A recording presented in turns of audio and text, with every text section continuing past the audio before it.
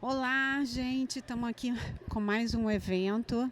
Hoje eu estou recebendo aqui Daniel Varejão, que é o head da área comercial e produtos e também diretor de alocação da Porto Prev.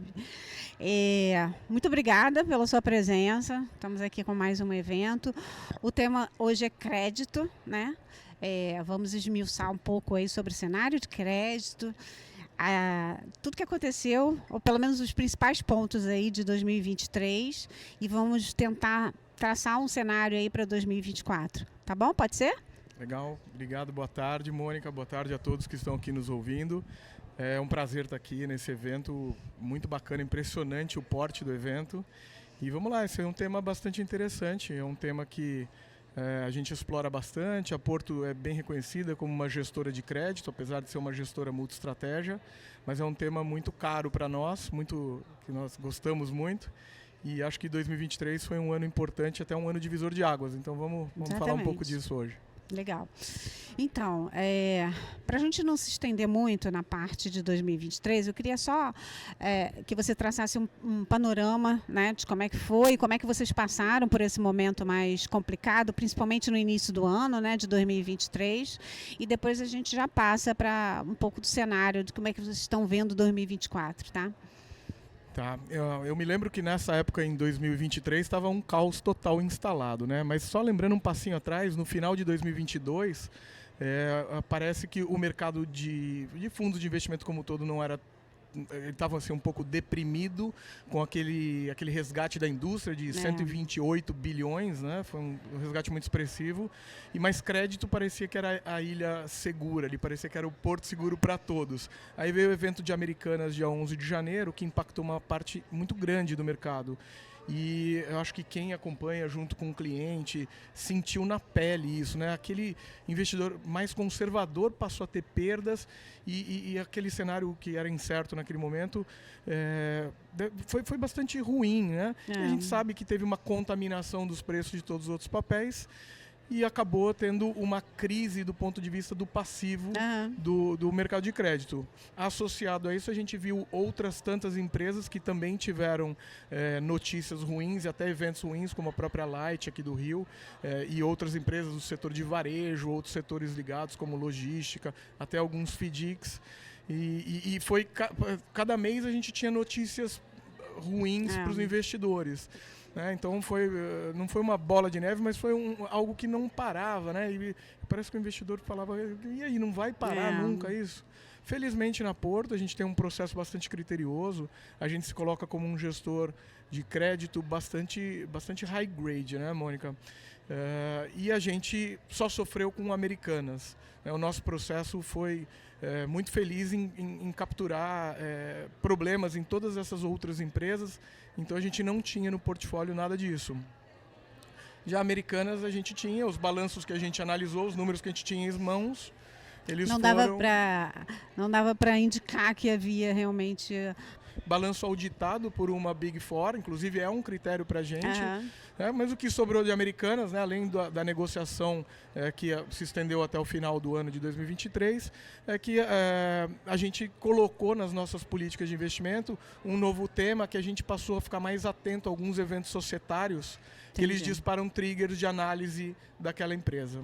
Então teve esse aprendizado aí. O segundo semestre foi um pouco melhor, né, de 2023, já houve uma certa acomodação do mercado, né? E agora em 2024, o que a gente pode esperar do mercado de crédito? A gente vê ainda que tem um spread, né? Não voltou para pré-americanas, um nível de spread, ainda tem uma gordura, né? Não sei se é um pouco de intimidação ainda, uma dificuldade de análise do próprio consumidor, um certo pé atrás, né, sobre o que ainda pode estar acontecendo. Então, como é que vocês estão vendo 2024? Você colocou bem ali essa divisão no segundo semestre. Então, no segundo semestre, a gente ainda teve algumas empresas sofrendo um pouco, principalmente o setor de varejo, mas a gente notou que os fundos de crédito, lá na Porto, a gente notou isso, e no mercado como um todo, a gente faz um acompanhamento extenso disso, os fundos de crédito voltaram a captar no segundo semestre. Um pouco mais timidamente ali em agosto, setembro, mas no final do ano já teve uma aceleração maior na captação. Ou seja, as pessoas voltaram a utilizar fundos de crédito privado ali nas estratégias mais conservadoras, né? Os fundos mais high grade voltaram a captar. E a pergunta e o que esperar de 2024, né? Essa é muito boa para a gente falar em janeiro, eu gosto sempre desse tema, né? E ontem, quando a gente estava ali batendo um papo no palco de investimentos, uma coisa que eu falei, tem aquele viés, né? De começo de ano tem o otimismo na veia, né? As pessoas, não, vamos lá, vamos tomar risco. Vai ser diferente esse ano. Esse ano vai, né? E tem aquele FOMO também, né? Exato, Fear of missing out. Não, eu preciso estar nos investimentos agressivos, porque, né, vai que a bolsa dá 50%, eu não estou. Mas, enfim, nem tudo se resume em perfil de investimento, mas isso é uma coisa muito importante. Investidores mais conservadores ou investidores que estão começando, a gente recomenda que essas estratégias menos agressivas, e crédito high grade é uma delas, né? A gente recomenda que isso sempre esteja no portfólio. E aí, olhando para 2024, do ponto de vista do mercado de crédito puramente, a gente acompanha um índice que você conhece bem lá, o IDA-DI da Ambima. Ele é um índice que ajuda a gente a entender em que nível que a gente está. Então, quando você fala, a gente ainda não está no nível pré-americanas, é verdade. O IDA-DI, que é uma média, né, simplificando, é uma média dos spreads de crédito das debêntures. O IDA-DI, ele, na pandemia, ele bateu 350 bips, ou seja, na média, as debêntures de diferentes prazos e ratings, elas estavam dando um retorno de CDI mais 3,5, isso no pós-Covid. Antes de Americanas, o IDA estava na faixa de CDI mais 1,30, mais ou menos, 1,40, nessa faixa. E aí, após o evento de Americanas, ele chegou a bater 2,50. Então, ó, 3,50 no Covid, 1,30 pré-Americanas, 2,50 no pós-Americanas. Tem empresa high grade ali, tem empresa de super qualidade, né? Ou seja, era um spread alto. Esse índice já voltou um pouco, parte disso se traduziu em ganho para as carteiras de crédito. Sem dúvida. E hoje, ele, na verdade, no final do ano, ele encerrou em CDI mais 1,95, né? O IDA é só em 195 bips. E a gente acha que em 2024 é possível ele chegar em níveis pré-americanas, ou seja, ainda tem algum ganho do fechamento dos spreads de crédito para acontecer, né? E aí, se você somar isso ao bom carrego das carteiras de crédito, um exemplo, o nosso fundo lá da Porto, que é o nosso carro-chefe, ele tem um carrego ali de CDI mais 1% líquido, um fundo D30, então você chega numa rentabilidade bastante interessante para esse nível de risco. Sem dúvida. É CDI mais 1, mais essa possibilidade de fechamento do spread de crédito. Eu diria que não é bom só para aquele investidor conservador, né? Eu acho que a diversificação ele tem que estar presente em todas as carteiras, até no investidor que seja moderado ou mais agressivo, né? É um tipo de investimento que tem que estar em todas as carteiras, essa possibilidade de ter fundos de crédito, né? Você falou sobre uma política de investimento, né? De seleção dos ativos. Então, eu queria que você aprofundasse um pouquinho mais. Qual é o diferencial que vocês têm com relação às outras áreas, exatamente nesse processo de seleção que é tão importante, né? Legal, eu vou aproveitar a sua pergunta para contar uma coisa que eu acho que a gente ainda não está divulgando, mas o nosso principal fundo de crédito ele faz 10 anos em março. Nossa. E tem um diferencial, não são tantos fundos que têm 10 anos no mercado, mas já tem bastante gente aí que está há muito tempo no mercado. Mas o nosso fundo está há 10 anos com a mesma equipe, é o mesmo gestor e o mesmo head de análise de crédito. Isso é fantástico. Eu acho que isso é um diferencial qualitativo muito interessante. Muito interessante. E o Fernando Ando, que é o head de análise de crédito, ele está há uns 14 anos na Porto, ele escreveu a nossa política de crédito lá atrás, né? E essa política de crédito ela teve algumas evoluções. Depois, em 2021, ela incluiu aspectos ESG, mas alguns pontos que a gente destaca é que ela é muito diligente. E uma coisa que no crédito é muito importante é a gente faz o nosso rating próprio. Apesar de não divulgar, a gente faz um rating próprio. Então, empresas que, por exemplo, como o Light eram duplo A+, pelas agências de rating internacional, elas não passaram no nosso crivo. Entendi. Fazer o rating próprio te dá esse conforto de falar, olha, eu analisei tudo que foi possível aqui, garantias, estrutura, empresa. A gente faz análise não só do ponto de vista de crédito, como a gente inclui analistas analistas de empresas de renda variável no nosso comitê Legal. também. Que é uma análise muito mais profunda, né? Ela é mais profunda, ela é mais mais de posicionamento de mercado, exatamente, mais 360. Isso dá uma robustez maior para a nossa dúvida, análise.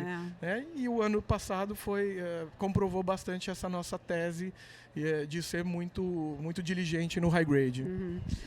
São camadas, né, de critérios que vocês vão colocando, que o que sobra realmente são empresas de qualidade, né, e que vocês tenham muito mais segurança de estar fazendo o investimento do que sem esse critério, vamos dizer assim, né? Parabéns, muito interessante. E dentro desse escopo, para 2024, vocês teriam a seleção de alguns setores assim que vocês têm preferência? Como é que é essa exposição setorial dentro do fundo? Essa questão setorial, ela é bastante importante, né? Porque quando a gente olha do ponto de vista macro, né, tem alguns setores que a gente pode sentir que vão sofrer mais ou menos com o momento econômico, né? E varejo, por exemplo, é uma prova disso. Mas na nossa abordagem, a gente tem basicamente 2 setores que a gente não atua, né, que são setores ligados a questões ESG, que é setor de armas, né, e tabaco. Esses a gente não atua. Parabéns. Fora isso, os outros setores eles não são proibidos. E aí eu vou usar o exemplo do varejo mais uma vez. A gente pode estar um pouco preocupado com algumas empresas do setor varejo, mas a gente vê um processo de consolidação. E essas empresas que são as candidatas a serem as consolidadoras, muitas vezes elas estão muito bem posicionadas, muito saudáveis. Então, a gente não tem nenhum problema em estar naquele setor, desde que nas empresas que nos deem bastante conforto. Então, a abordagem setorial é dessa forma que ocorre lá. E, às vezes, a gente vê um título assim, em que ele paga CDI mais uma taxa bem gorda, né? Como é que vocês veem essas ofertas assim, ou, às vezes mesmo no mercado secundário, né? Eu acho que o investidor e o assessor, ele se sente muito impulsionado a estar exposto nesses, porque logicamente está pagando uma taxa maior, né? Como é que vocês avaliam essas questões, essas opções assim, com uma taxa muito vantajosa, vamos dizer assim? As taxas vantajosas, elas podem não serem perigosas, mas a gente tem que ter cautela com isso, né? Por que uma empresa paga um spread de crédito muito maior para captar? Porque provavelmente não tem tanta gente assim disposta a emprestar dinheiro para essa empresa, ou seja, requer uma análise mais cuidadosa.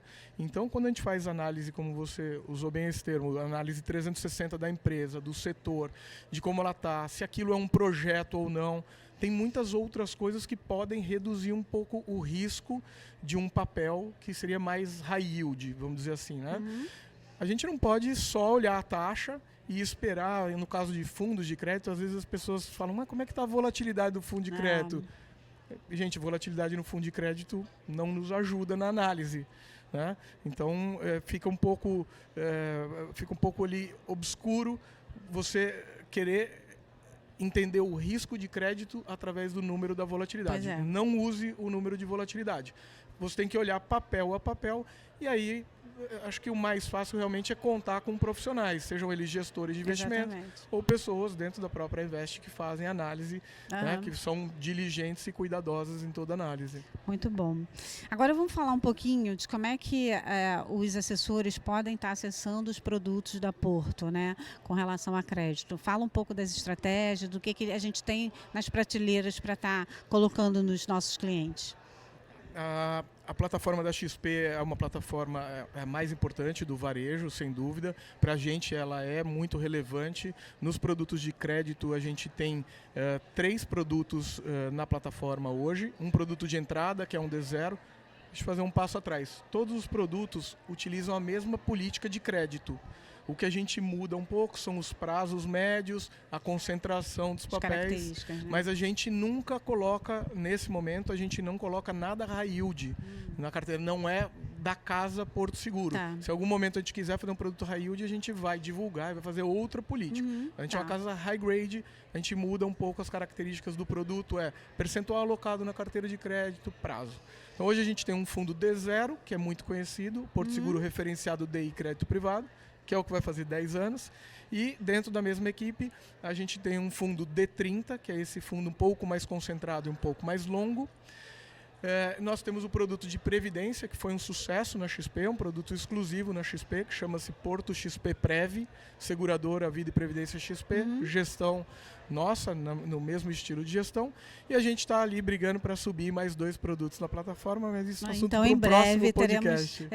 teremos novidades, né? Tomara. Bom, exatamente. Eu queria agradecer, então, Daniel. Passo a você para as considerações finais, mas já agradeço o papo, que foi ótimo, deu grandes insights aí para 2024, né? E com produtos muito bons para estar em qualquer carteira, seja um investidor classificado como conservador, moderado ou mesmo agressivo, né? A diversificação é sempre muito bom. Então, deixo para você as palavras finais e já te agradeço pela participação. Obrigado, Mônica, obrigado a todos. Eu queria, por fim, falar da importância dessa parceria. Eu já tive um escritório de agente autônomo também legal. por 3 anos e eu sei o quão importante é você confiar naquele gestor que está cuidando do dinheiro do cliente. Você indicou para o seu cliente um produto, você precisa confiar naquele gestor. E a Porto preza muito por isso. A gente tem total transparência e disposição para estar junto de vocês, para prestar as informações. Então, na equipe comercial estamos a Tayane, tem outras pessoas também que não lidam com escritórios, mas a gente fica totalmente à disposição dos assessores da Invest Smart para que a gente possa ter essa parceria de longo prazo. Obrigado, pessoal. Perfeito. Obrigada, gente. Tchau.